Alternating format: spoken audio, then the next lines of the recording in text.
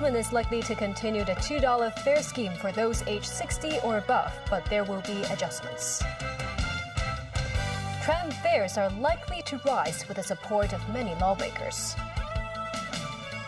And public tickets for the Kai-Tak grand opening event are sold out in half an hour.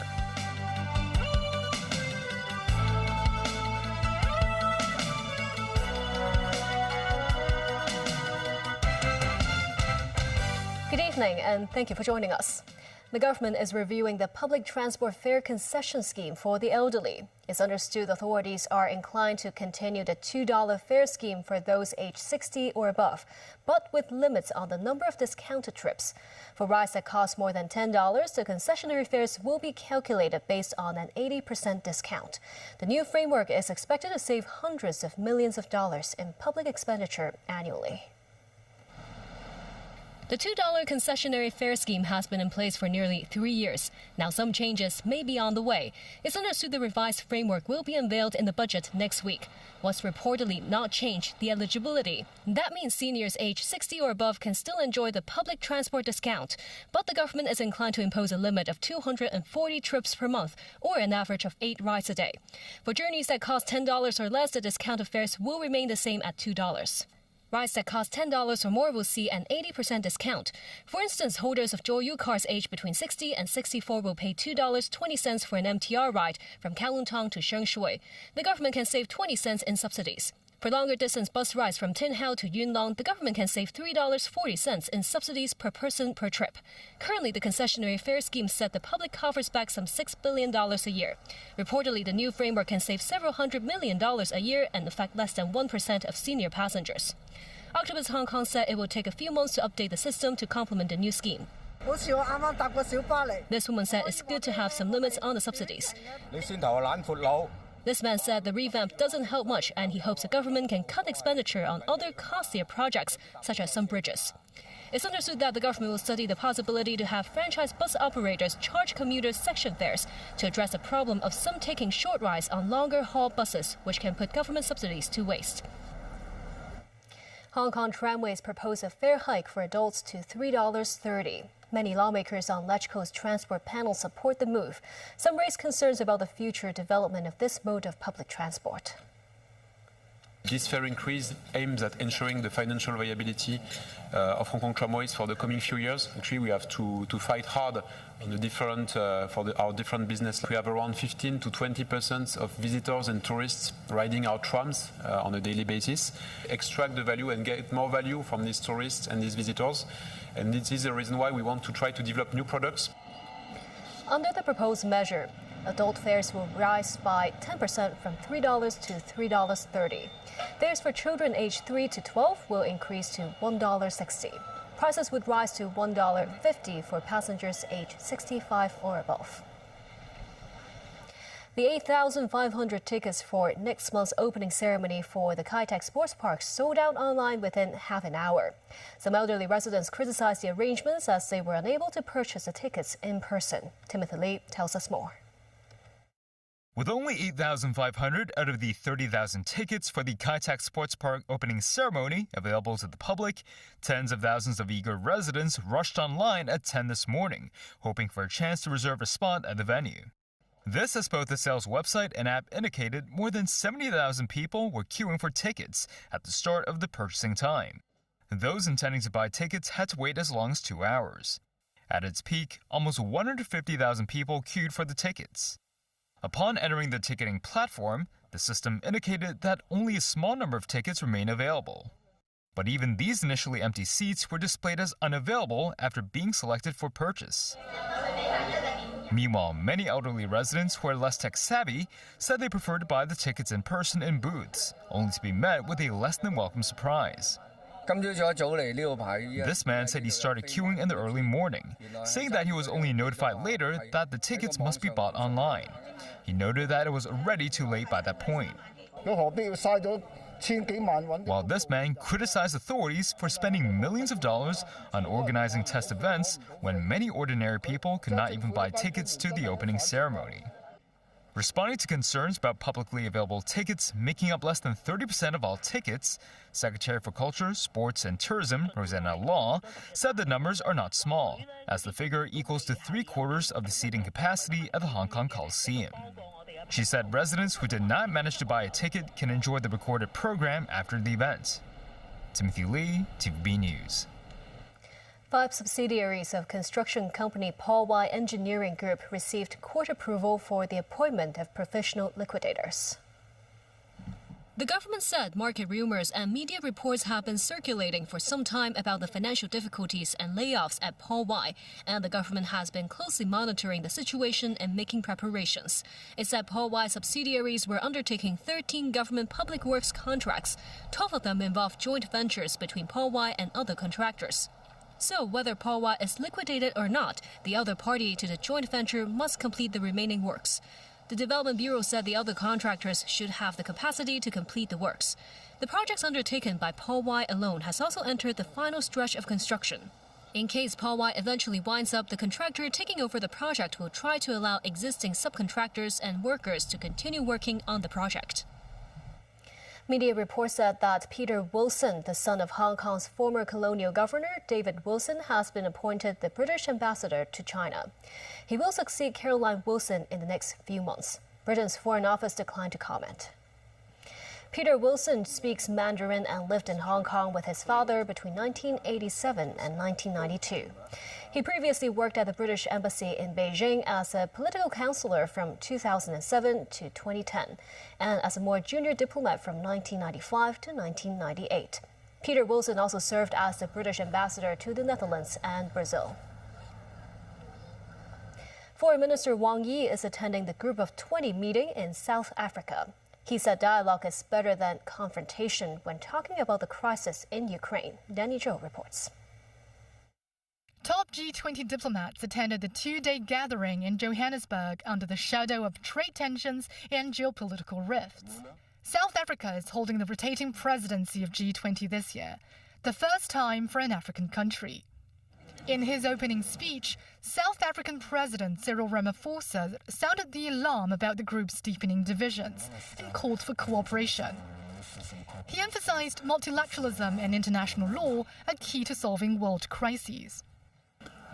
Geopolitical tensions and rising intolerance, conflict and war, climate change, pandemics and energy and food insecurity do threaten an already fragile global coexistence. These challenges are interconnected. They require responses that are inclusive and responses that should be well coordinated. The U.S. was represented by its acting ambassador to South Africa, Dana Brown, because Secretary of State Marco Rubio skipped the meeting as a form of boycott to some South African policies labeled as anti-American by the Trump administration. Chinese Foreign Minister Wang Yi said at the meeting that the deficiencies in global security are growing amid regional unrest. Wang urged countries to jointly safeguard peace and uphold mutual respect for sovereignty and territorial integrity. Wang said disputes should be resolved peacefully via dialogue, and political solutions are needed for the international and regional hotspots. He added that the security of one country cannot be guaranteed at the expense of the security of others, and due weight should be given to the reasonable security concerns by any country. The gathering came after the landmark talks in Saudi Arabia between the US and Russia on the protracted war in Ukraine. Wang told G20 foreign ministers that China has noted a window for peace is opening, and it backs all efforts dedicated to peace, including the recent consensus reached by the US and Russia. China hopes the parties concerned can find a sustainable and durable solution that takes into account each other's concerns, he said. In addition, Wang pushed for continuous and effective implementation of the ceasefire deal between Israel and Hamas. He said Gaza and the West Bank are both homes of the Palestinian people, and the two-state solution is the only viable way to end the conflict in Gaza. Danny Zhou, TVB News. The foreign ministers of China and Russia held meetings in South Africa and agreed to enhance strategic cooperation. Danny Zhou again. Foreign Minister Wang Yi and his Russian counterpart Sergei Lavrov met on the sidelines of the G20 ministerial meeting in Johannesburg on Thursday. Stressing the unbreakable Sino-Russo friendship despite changing situations, Wang told Lavrov that their comprehensive strategic partnership of coordination is advancing to higher levels and broader dimensions. Wang said the two countries maintained close and effective strategic coordination while making progress in their mutually beneficial cooperation. Wang also said the 80th anniversary of the victory of the World Anti-Fascist War should be marked by commemorations using the correct vision of history. He said China and Russia should firmly safeguard the international system centered around the United Nations, safeguard the legitimate rights of the global South, and promote equal and orderly world multipolarization. Russian Foreign Minister Sergei Lavrov expressed his country's willingness to increase high-level visits and deepen cooperation in economy and trade, finance, as well as cultural and people-to-people exchanges. And still ahead, cracks in relations between Ukraine and the U.S. as joint press conference is cancelled. United Nations not happy with the way bodies are treated by Hamas.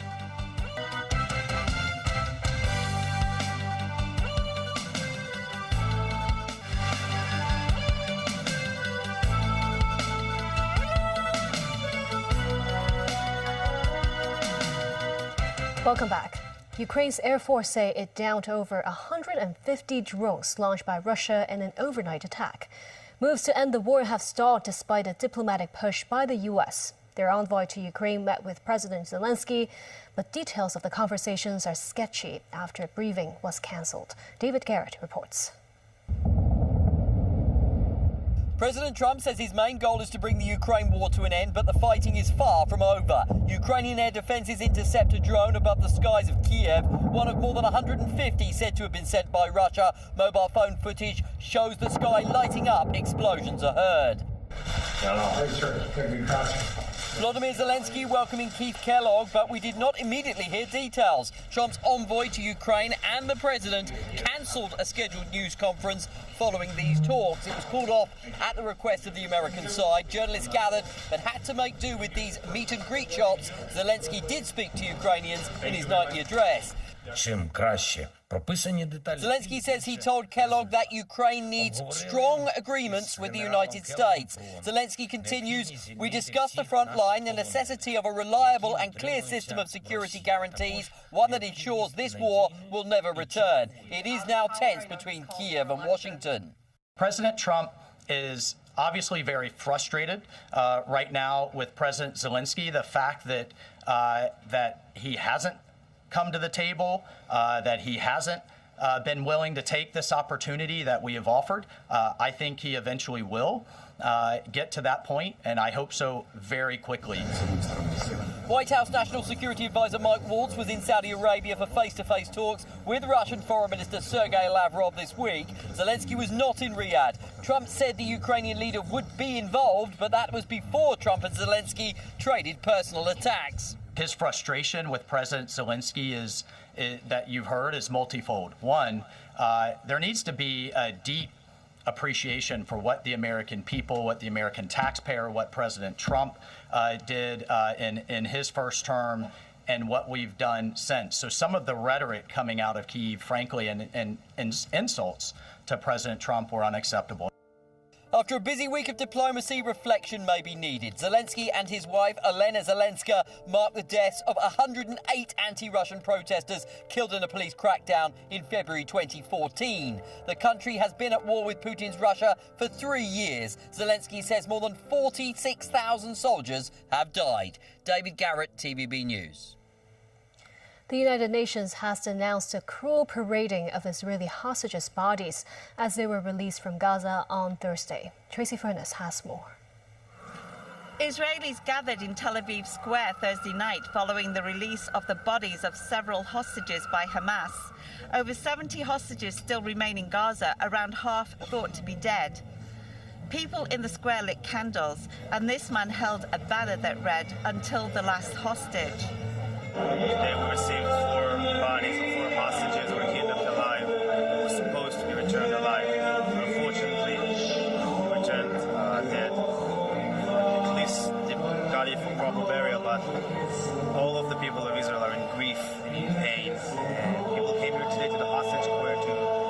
unite and be together in this great loss and to feel each other. 3 of the bodies were thought to be that of Shiri Bibas and her 2 young boys, Ariel and Kifar.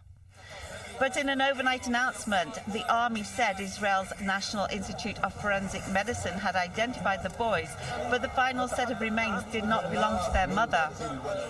The United Nations denounced the abhorrent and cruel parading of Israeli hostages' bodies as Hamas militants displayed 4 black coffins on a stage amid the ruins of the southern city of Khan Yunis, surrounded by banners, one depicting Prime Minister Benjamin Netanyahu as a vampire. The Secretary General condemns the parading of bodies and displaying of coffins of the deceased hostages in this manner this morning, which is both abhorrent and appalling. Under international law, any handover of the remains of deceased must comply with the prohibition of cruel, inhumane, and degrading treatment, ensuring respect for the dignity and the deceased and their families. This as 2 million Palestinians in Gaza face uncertainty as Israel's government has appeared to embrace US President Trump's proposal to relocate them from the war-ravaged territory where Trump says they would not return. Tracy Furness, TVB News.